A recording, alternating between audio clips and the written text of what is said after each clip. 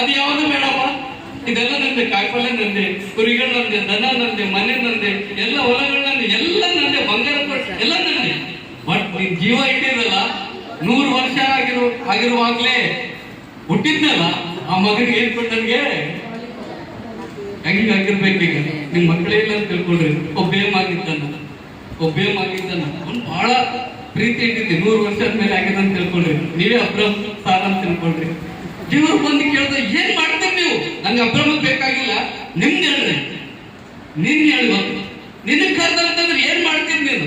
ನಿನ್ ಮಗನ ಕರೆದ್ರೆ ಏನ್ ಮಾಡ್ತೀನಿ? ನಿನ್ ಮಗನ ಕರೆದ್ರೆ ಏನ್ ಮಾಡ್ತೀನಿ? ನಾಳೆ ಬಲಿ ಅರ್ಪಣೆ ಮಾಡು, ಪ್ರಸಾದ್ ಪಾಟಲ್ಲಿ ಥ್ಯಾಂಕ್ಸ್ ಆಫರಿಂಗ್ ಇಟ್ಟಾನ, ನಾಳೆ ಸೇವಕ್ ಕರಿಕತಾನ, ಬಿಡು, ಟ್ರೈನಿಂಗ್ ಕೊಡ್ತಾನ, ಸೇವಕ್ ಕಳಿಸ್ತಾನ, ಮಗನ ಟ್ರೈನಿಂಗ್ ಕೊಡ್ತಾನ, ಬಿಡು ಅಂತಂದ್ರೆ ಯಾರು ಸಿದ್ಧರಾಗ್ತದೆ ನೋಡಿ? ಕೈ ಅಂತ ಸಾಧ್ಯತೆ ಇಲ್ಲ.